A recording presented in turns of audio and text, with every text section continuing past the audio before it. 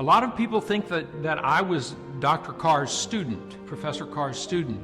That's not so. I was trained as a PhD student by a colleague of Dr. Carr's.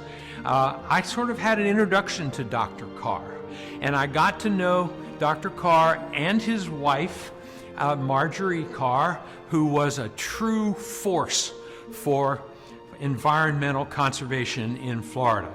And Dr. Carr and I became good friends from then on. He used to call me Don Luis Amigo.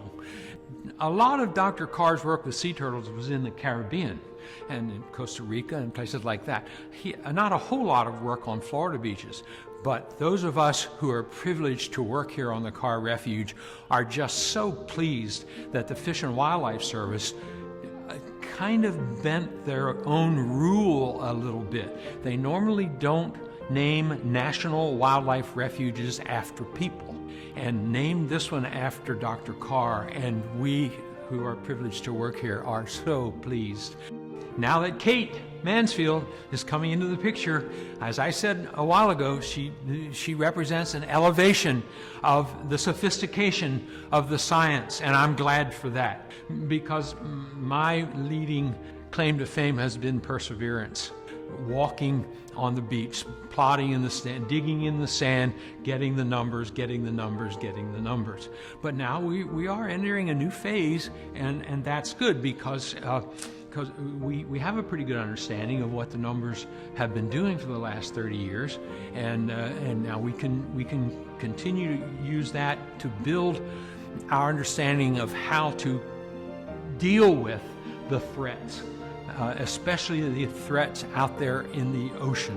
It's the great core of students who have come through the program, and many of them gone on to positions, responsible positions in county, state, and federal agencies. For example, the current national coordinator for sea turtles for the National Marine Fisheries Service in Department of Commerce in Washington is someone who started with us on this beach. And Blair Witherington got his start right here on this beach with our group, and I could go on and on and on and on. These are all students that came through my courses at UCF, vertebrate zoology, herpetology, and mammalogy, and then came on to work on the sea turtle project.